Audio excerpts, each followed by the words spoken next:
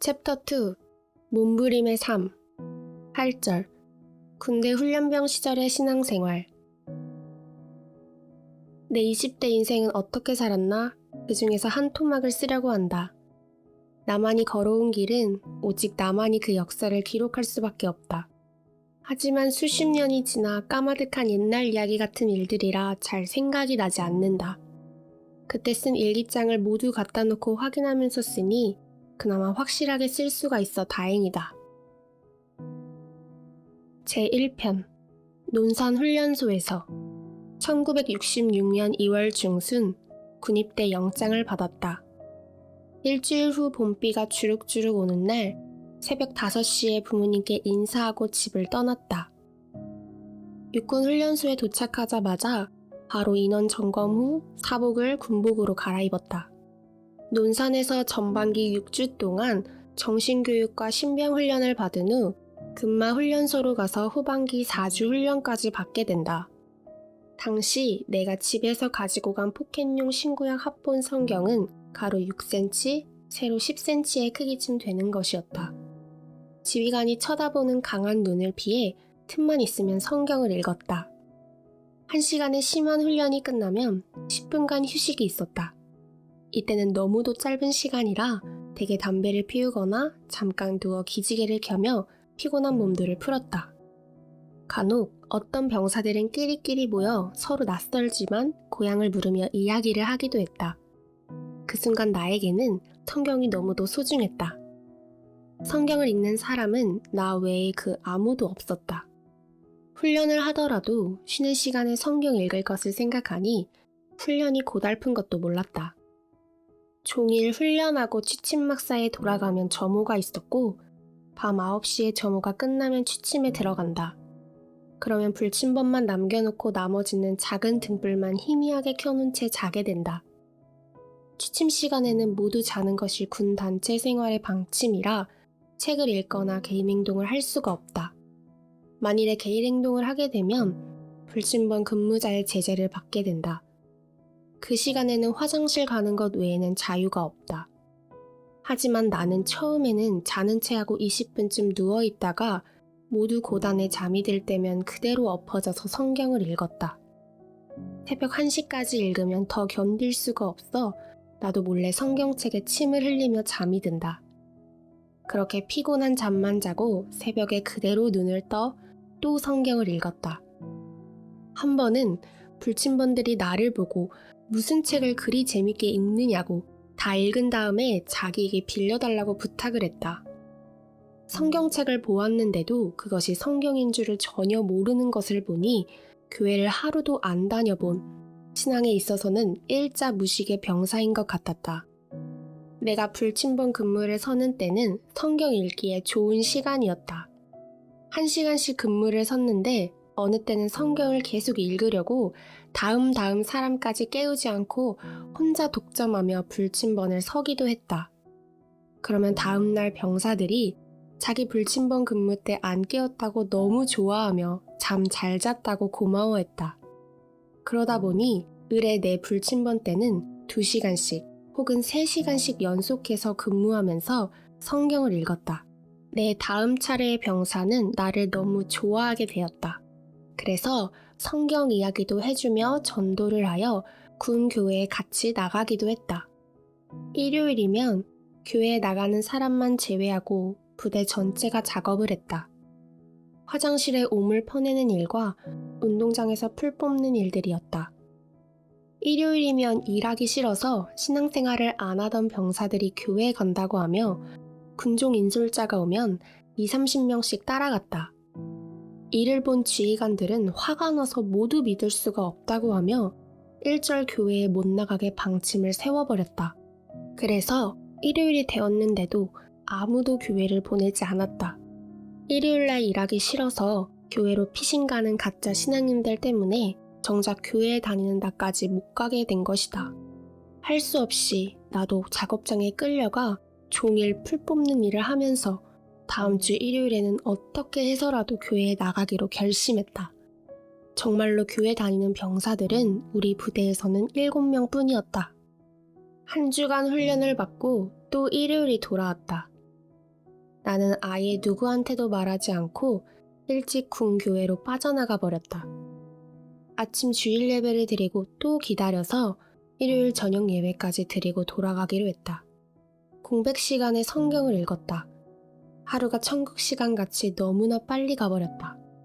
금방 저녁 예배 시간이 되어서 예배를 드렸다. 그런데 마지막 주기도문을 암송하며 예배를 폐하려는 순간에 누가 내 목덜미를 잡으면서 끌어당겼다. 주기도문을 외우다 중간에 눈을 떠보니 누가 나를 잡아당기고 있었다. 아니, 기도하는데 왜 이래요? 기도가 끝나거든 이야기예요. 라고 했다. 그러나 무조건 잡아당겨 애초롭게도 그 짧게 남은 주기도문을 못 외우고 말았다. 밖에 끌려 나와 보니 나의 중대 소속 선임하사였다. 다짜고짜 왜 탈영했느냐고 다그친다. 누가 탈영했느냐고 물으니 너 탈영했다고 부대에서 모두 찾고 있는 중이다. 라고 했다. 나는 무조건 교회에 안 보내줘서 따로 이야기를 하지 않고 교회에 왔을 뿐이지 훈련소 철조망 밖엔 나가진 않았다. 라고 했다.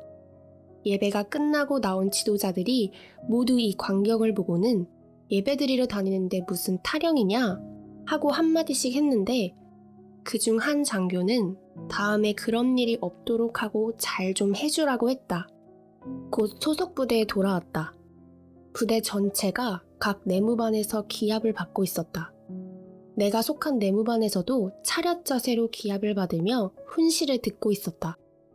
나를 끌고 들어가 내무반 중간에 세워놓고 중대 서무개와 선임자가 뺨을 때리며 군홧발로 차고 조인트를 까는 등 한참을 정신없이 때렸다.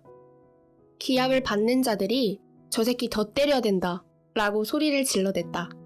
코피가 나고 볼이 화끈거리며 앞 정강이는 너무 아팠다. 그러면서 다시는 교회에 가지 말라고 했다. 그 자리에서 나는 교회에 안 갈 수는 없습니다. 라고 대답했다. 다만 다음에는 이야기를 꼭 하고 가겠다고 했다. 또 간다고 하니 또 때렸다. 그렇지만 나는 다른 부대 교인들은 일요일이면 다 교회에 보내는데 왜 우리 부대만 안 보내줍니까? 진짜 교회 다니는 사람들을 파악해서 보내줘야 하는 게 원칙 아닙니까? 했다. 그쯤에서 나의 기합은 끝났다. 교회를 갔기 때문에 책망만 간단히 듣고 끝날 줄 알았지 이렇게 심하게 맞을 줄은 미처 몰랐다. 아, 군대란 이렇구나 하며 내 생각과는 다르다는 것을 깨달았다. 기합이 끝났을 때 내무반 훈련 동료들은 내가 맞은 것을 안쓰럽게 생각하기도 하고 일부는 이 새끼 저 새끼 하면서 욕을 하기도 했다. 그 중에 어떤 사람은 너 군대 들어오기 전에 어느 교파, 어느 교회 다녔냐? 라고 묻는다. 장로교, 성막교회에 다녔다고 하니 성막리가 어디에 붙어 있느냐고 한다. 충남 금산이라고 하니 자기는 영락교회 다닌다고 하면서 같이 알고 지내자고 나를 위로했다. 그리고 다음날 아침엔 중대장실에 있는 서무개가 나를 부른다고 해서 갔다. 전날 나를 때리고 혼낸 사람들 중 인원을 관리하는 책임을 맡은 자였다. 어제는 군 법칙상 손을 댄 것이지 개인적인 감정은 아니다. 미안하다. 라고 말하면서 군에 오기 전에 어느 교회 다녔느냐고 묻는다. 시골에서 성막교회를 다녔다고 했다. 직책은 무엇이었느냐고 하기에 주일학교 부장직도 하고 청년부도 맡아서 일을 하다 군에 오게 되었다고 했다. 서무개는 실상 자기도 교인이라고 말하면서 임무 때문에 교회에 못 나가고 있다고 했다. 교인이라고 하니 참 반가웠다. 그는 내게 말하길 다음 주부터는 우리 중대 자체 군종 병사가 되어 진짜 교회에 다니는 사람들만 확실하게 파악해서 일요일에 교회로 인솔해 갔다가 같이 예배를 드리고 난 후 인원 전체가 아무 이상 없는지 자기에게 보고하고 소속 부대로 돌아가라고 했다. 또 무슨 일이 있으면 자기에게 이야기하라고 했다. 옆에 직무 책상에 앉아있던 중대장이 글을 보고 야, 김병장, 서무개 끝발 좋구먼 하고 웃는다. 그리고 나를 쳐다보면서 소원이 이루어졌구나 했다. 그날부터 중대 전 훈련병들 중에서 진짜로 교회 다니는 사람들만 선별하여 일요일 날이면 교회로 인솔하는 중대 자체 내에 군종 인솔병사가 된 셈이었다. 그 다음 일요일에 교회 갈 사람을 찾으니까 몇 명 안 나왔다. 그들은 내가 교회 가다가 맞은 것을 보고 모두 두려운 모양이었다. 교회 가겠다고 나온 병사들은 사회에 있을 때 진짜로 교회를 다닌 사람인지 하나하나 파악해 보았다. 주기도문은 모두에게 기본이니까 고린도전서 13장을 암송해 보라고 했다. 그런데 아무도 암송하는 자가 없었다. 그래서 모두 진짜로 교회 다닌 것이 아니라고 하니 어느 사람은 영락교회에 나가다 군대에 왔다고 하고 다른 사람들은 서울에 이름 있는 교회 이름들을 댔다. 큰 교회에 다녔으면 뭐하냐? 잘 믿었어야 되지 했다. 그날은 전 중대 내에서 7명만 인솔해서 교회를 갔다 왔다. 갔다 와서 서무개에게 보고하니까 내가 보니 진짜들만 갔다 온 것 같다 하면서 이 사람들을 일요일마다 인솔하라고 했다. 그리고 더 파악을 해서 정말 교인들이면 네가 알아서 데려가도록 해라. 내게 맡긴다 라고 했다.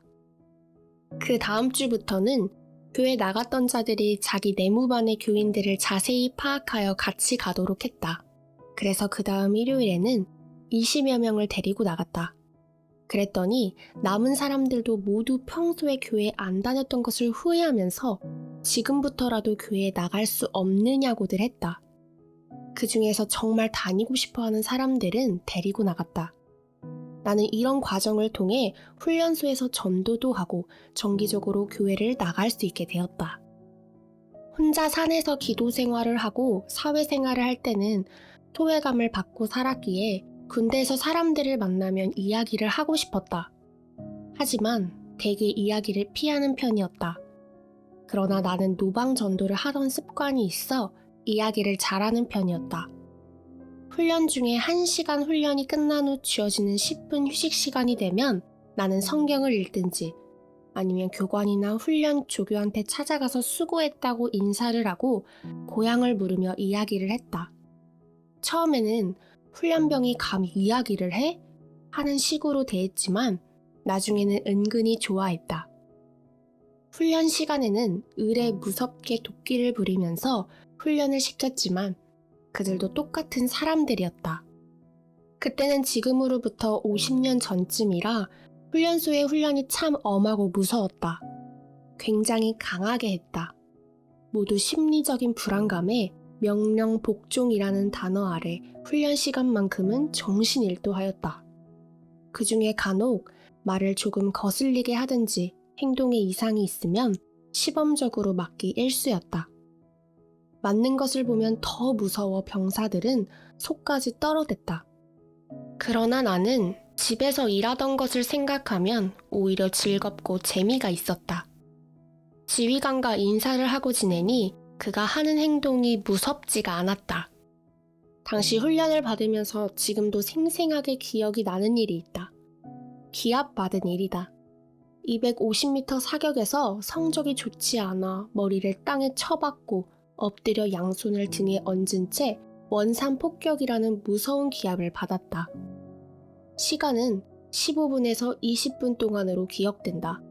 넘어지고 또 일어나고 다시 넘어지면 군홧발로 차이곤 했다.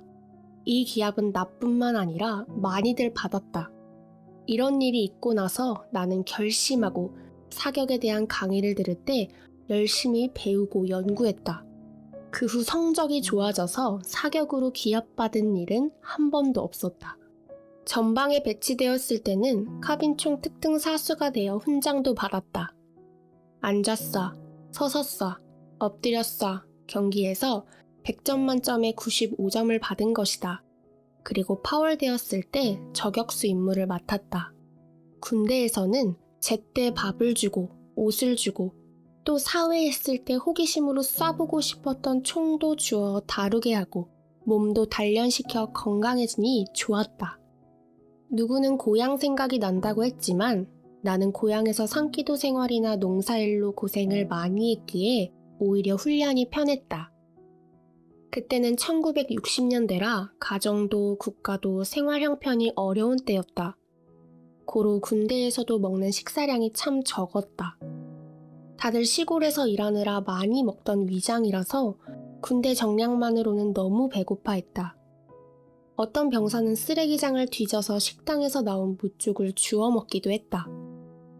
나는 금식을 많이 하던 몸이고 또 가난으로 인해 배를 골다가 간 몸이라 그렇게 미친 듯이 무쪽을 쓰레기장에서 주워 먹어본 일은 없다.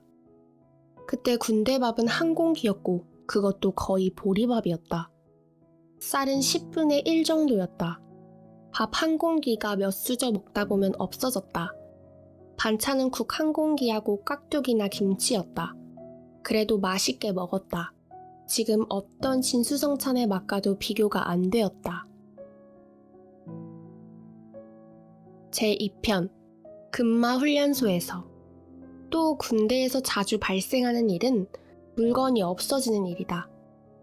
모자나 손수건, 밥그릇, 군에서 지급된 물건들이 소대 내무반 내에서 자주 없어져 늘 불안감에 사로잡혔었다. 한 사람이 잃어버리면 그것을 채우려고 서로 도둑질을 할 수밖에 없었다. 그렇게 못하면 돈으로 배상해야 하기 때문이었다.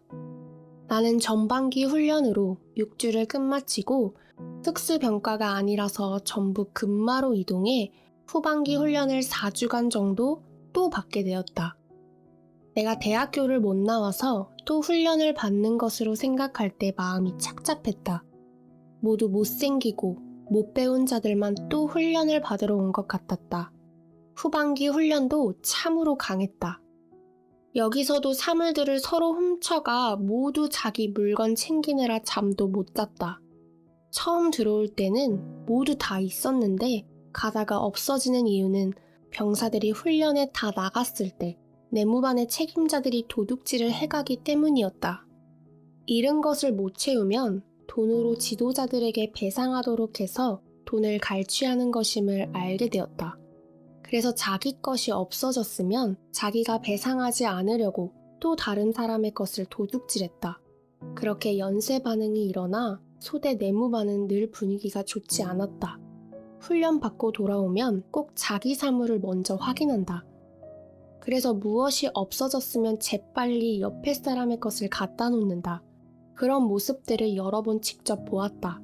참 안타까운 일이었다. 나보고 자기 물건 누가 가져가는 것을 못 보았느냐고 물을 때 나는 알고도 대답을 할 수가 없어서 괴로웠다. 나는 확실히 모르겠다고 얼버무릴 수밖에 없었다. 어느 날 한 번은 그날 밤 9시 저못돼 사물 점검이 있으니 모두 준비해 놓으라고 했다. 나는 사물이 모두 있는지 확인해 보았다. 그런데 이상하게도 수저가 없었다. 너무 충격을 받고 샅샅이 다 뒤져보아도 없었다. 옆에서 너는 무엇을 잃어버렸냐? 하기에 소리를 지르면서 수저가 없어졌으니 누가 수저 갖고 있으면 달라고 했다. 그러나 아무도 남는 것이 없다고 했다. 실상 뭘 잃어버리면 자기만 알고 있다가 남이 잠잘 때나 화장실 갈 때 슬쩍 훔쳐와야 되는데 나는 광고하고 동네방네 떠들어서 남의 것도 훔칠 수가 없게 되었다. 모두 재촉하며 어서 철조망 밖에 나가서 사오라고 했다. 먼저 예비 검열 때 내무반장이 사물 없는 사람 나오라고 해서 내가 나갔더니 빨리 채워 놓으라고 했다. 어디 가서 사오든지 하라는 것이었다. 그러면서 지휘봉으로 손바닥을 몇 대 따끔하게 때렸다. 너무 당황되고 긴장이 되어 틈을 타서 군대 교회로 뛰어갔다. 군종 목사를 찾아가 오늘 밤 9시 점호 때만 사용하고 가져올 테니 수저 하나만 빌려주세요 라고 했다. 내가 주일마다 교회 다니는 것을 군목은 알고 있었다. 그러나 군목은 야 이놈아 수저 빌려주면 나는 손으로 먹게? 하고 안 된다고 했다. 갖은 사정을 해도 안 된다고 했다. 그럼 하나만 팔라고 했으나 여유 있는 것이 없다고 했다. 그럼 하나 구해달라고 하니 어디 가서 구하느냐고 했다. 대위 장교 목사님이니까 점검 점호를 안 하는 부대 교인한테 이야기 좀 해달라고 했다. 한참을 이 사정 저 사정 알아들을 만큼 이야기했으나 그는 사정을 들어줄 수 없다고 하며 별것도 아니니까 그냥 없어졌다고 하고 때리면 몇 대 맞고 말라고 했다. 정말 야속하고 인정머리 없는 군종 목사였다. 아니, 군종 목사가 자비가 이리도 없고 긍휼이 이리도 없을까? 자기 교회의 교인을 대하면서 그리스도의 냄새가 풍기기는커녕 무정의 냄새만 물씬물씬 풍겼다. 희망을 품고 달려간 발걸음과 날아갔던 몸은 그만 좌절하여 축 처졌고 무거운 발걸음으로 뒤도 돌아보지 않고 나왔다. 그때 나는 이런 지도자나 목사가 되어서는 안 되겠다고 생각했다. 그리고 내가 잘못하여 잃어버린 것이니 내 잘못으로 돌리고 말자 하고 생각하며 내무반으로 돌아왔다. 그 이후 그날 온종일 무엇을 했는지 생각이 잘 안 난다. 희미하게 기억이 나서 영감으로 생각해보니 9시 점호 준비를 온종일 한 것 같았다. 드디어 밤 9시가 되었다. 나는 체념하고 점검에 임했다. 모두 이상이 없고 나만 수저가 없었다. 결국 나는 수저 없이 사물 검사를 받았다. 그래도 큰 것을 잃어버리지 않고 작은 물건인 수저를 잃어버려서 다행이었다. 온 내무반이 다 어떻게 채웠는지 물건을 다 채웠는데 나만 못 채웠다. 그런데 이상하게도 내무반장이 때리지도 않고 어서 채워놓으라고 하면서 끝냈다. 내무반장은 내가 무엇을 잃어버려도 남의 것을 훔쳐 채우지 않는다는 것을 알고 때리지 않고 몇 마디 말만 하고 만 것을 나는 깨닫게 되었다. 그렇지만 결국 수저를 채워야 하니 이것을 어디 가서 구하나 하고 고심하며 성경을 보다가 군복 상의를 입은 채로 잠이 들었다. 아침에 기상에서 일어나 보니 좌측 가슴이 너무도 저리고 아팠다. 성경을 보다가 훈련복을 입은 채로 수저 생각을 하며 잠이 든 것이었다.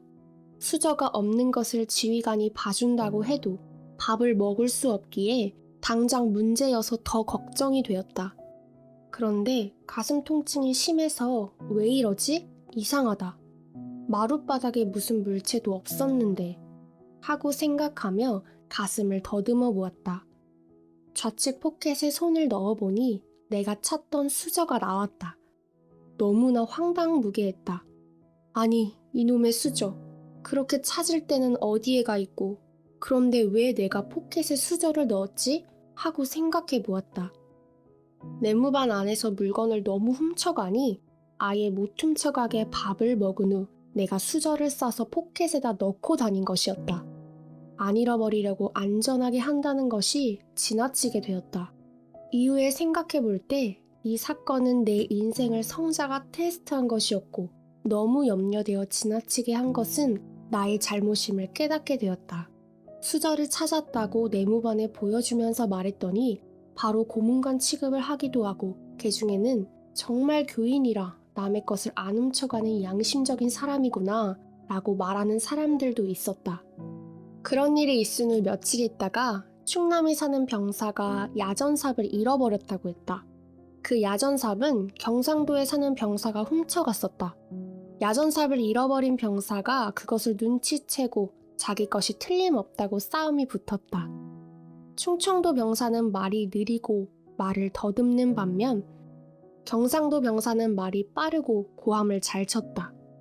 말로는 경상도 사람이 이겼지만 실상 그 삽은 충청도 병사의 삽이 틀림없었다. 결국 내가 저것은 아무개 삽이 맞다 라고 했다. 그가 슬쩍 가져가는 것을 분명히 보았다. 나는 큰 소리로 네가 가지고 갔잖아. 캄캄한 밤에 가져갔으면 나도 못 보았을 것인데 아까 환한 낮에 가지고 갔으니 내 눈에 안 보이겠냐? 같은 내무반 것 가져가지 말고 다른 데서 가져와 채우든지 해야지 라고 말했더니 수그러진다. 충청도 병사는 말을 빨리 못해 말로 지니까 나중에는 쫓아가 야전삽으로 그의 등을 내리쳐버렸다. 모두 잘 때렸다고 했다.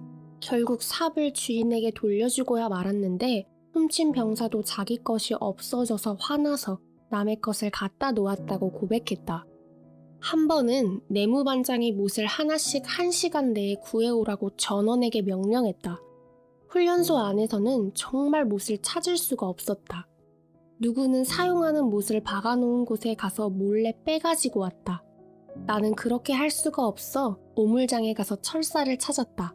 철사를 끊어서 말아 못대가리 같이 만들고 끝은 시멘트 콘크리트에다 문지르며 뾰족하게 갈아서 못같이 만들어 주었다.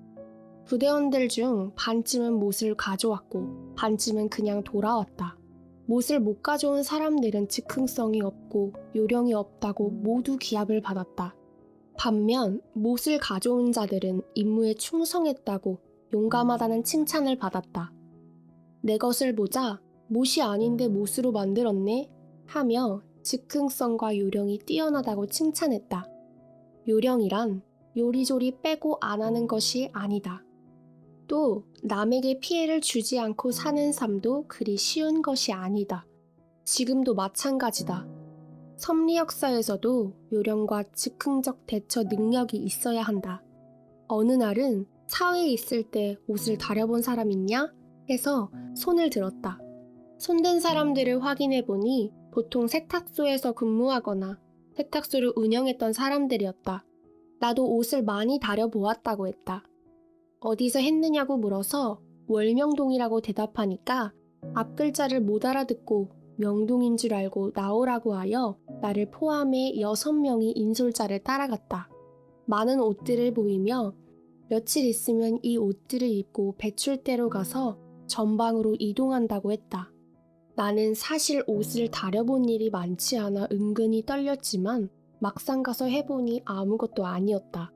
그때 700벌 이상을 다림질했던 기억이 난다. 훈련 안 받고 좀 편하게 지내려 손을 들었던 것인데 온종일 그 좁은 군대 세탁소 안에서 한증막 신세로 비지땀을 흘리면서 고생을 했다. 그런데 결국은 내가 하는 것이 서툴다고 개수나 파악하라고 해서 나중에는 다림질을 하지 않고 그리했다. 3일 후 그 옷을 입고 신고하고 배출대로 떠났다. 그때 좋은 장소로 가게 해달라고 그리도 기도했던 것이 생각난다. 결국 강원도 103보로 배출되었다. 강원도 보충대에서 대기하다가 백마부대에 소속되어 경기도 양평으로 가서 훈련을 또 받았다. 알고 보니 그것은 파월 훈련이었으며 나는 파월 장병으로 차출되어 1966년 8월 30일에 베트남으로 떠나게 되었다.